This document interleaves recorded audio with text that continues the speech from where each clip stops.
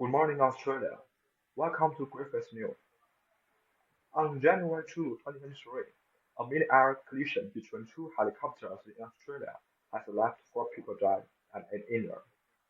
The collision happened around 2 p.m. local time near the popular tourist strip of Main Beach on the Gold Coast south of Brisbane. According to Queensland Police Inspector Gary Warrior, these two helicopters, operated by SeaWorld Helicopter Company, both are providing service for the tourists visiting the Gold Coast. At the time of the incident, one of them attempted to land, and the other was taking off from the helipad of SeaWorld Theme Park. Those two aircraft, when collided, had crashed landing on the sandbank just out from SeaWorld Resort. It had been difficult for emergency service to access the sandbank, located not far from the coast.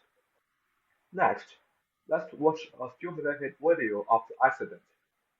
Was captured on camera, which will help investigators as they piece together a jigsaw puzzle of wreckage and information.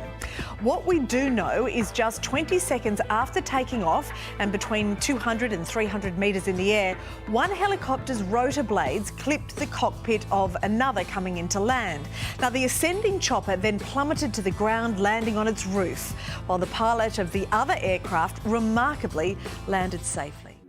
In addition, aviation experts Ron Brush and Neil Hansford have said at this stage, it appears there was not a mechanic fault with the aircraft. More details will be brought by our Brisbane-based journalist Philip. Thank you from the studio. Good morning. This morning I'm taking you to the scenes of the tragic helicopter crash right here on the Gold Coast. At around lunchtime on January 2nd, there was a mid-air collision of two helicopters owned and operated by SeaWorld Helicopters, resulting in the death of 4 people and injuring a further 8, 3 of which were critically injured. The helicopters collided mid-air below 150 metres, whilst one was attempting to land and the other departing from the helipad at SeaWorld Theme Park. Both helicopters were undertaking tourist trips for park goers along the Gold Coast's Broadwater. Less than a minute after takeoff, the departing helicopter was struck in the tail by the arriving helicopter. This resulted in the departing helicopter's main rotor blades and gearbox separating, causing the helicopter to crash on a sandbar, killing 4 on board, including the pilot, and leaving 3 in a critical condition. The arriving helicopter was able to stabilise itself after the collision and successfully performed an emergency landing on the same sandbar with substantial damage. All 6 on board survived without critical injury. Many members of the public witnessed the collision, with beachgoers, boaters and nearby police attending to the scene to provide first aid and free injured passengers from the helicopter. 8 passengers were transported to Gold Coast University Hospital and 1 was transported to the Queensland Children's Hospital. SeaWorld Helicopters, the operators of the 2 helicopters involved, closed until further notice after the incident.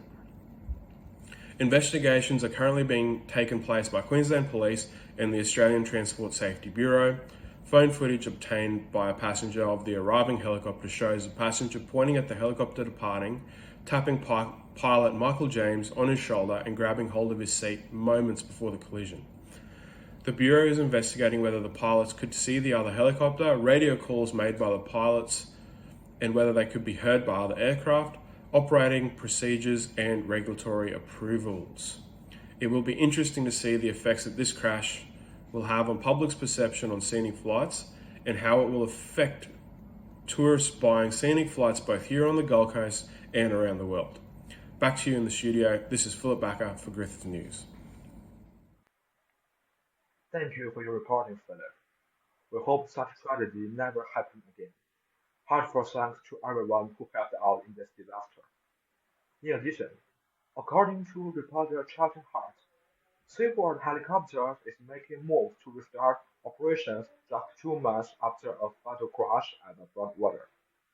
Before the cause of the accident has been investigated, we hope that the person in charge of the SeaWorld Helicopter Subsonic project can carefully consider about it.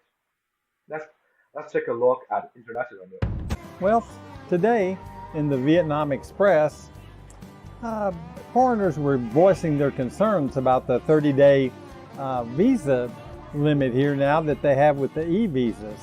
The e-visas are good for 30 days and they're not renewable. So at the end of the 30 days, you have to leave Vietnam, and then if you want to come back, re-enter.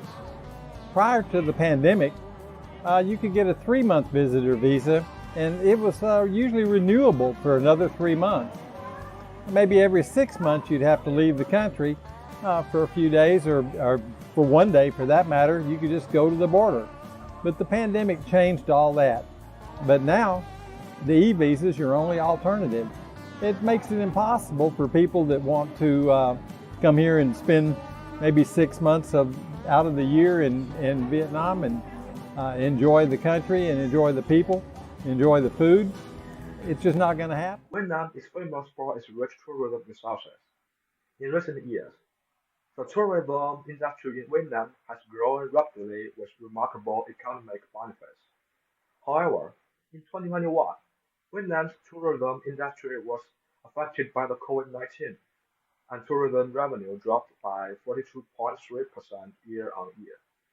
Recently, the impact of COVID-19 is waning. Vietnam plans to attract international tourists again, but visa seems to be the main restriction. Let's take a look at the detailed information. According to tourism experts, despite continuous calls to ease visa requirements for international tourists, nothing has changed after a year of reopening, and the tourism industry in Vietnam continues to face challenges. In addition, Tran Nguyen Yang, sales director of Jain Hospitality Company and property developer Sun Group, said officials and business talked a lot about visa hassles, but still have not seen any change a year after reopening. In recent years, a huge profit brought by the tourism industry have become increasingly important for the economic development of Vietnam. However, Vietnam only waived visas for travelers from 25 countries, compared to 158 for Malaysia, 157 for the Philippines, and 68 for Thailand. The multi-entry 3-month visa that was available before COVID has not been brought back yet. As a result, the number of foreign visitors coming to Vietnam remains low, while Southeast Asian neighborhoods have already posted strong recoveries against pre-pandemic levels. Long Hai Nam, a member of Tourism Advisory Board, said Vietnam's visa policy remains strict compared to other countries, making it difficult for the aviation and tourism industries to take off. He proposed the government consider granting visa exemptions to 68 countries as Thailand did, and prolong the visa-free stay from 15 to 30 days, instead of just granting a single interim e-visa. Vietnam should offer multiple interim visas for tourists as it did in pre-pandemic times to compete with neighboring countries. Nam added that Vietnam should have visa expansion policy agreement with the United States, China, and India with a term of 5 to 10 years.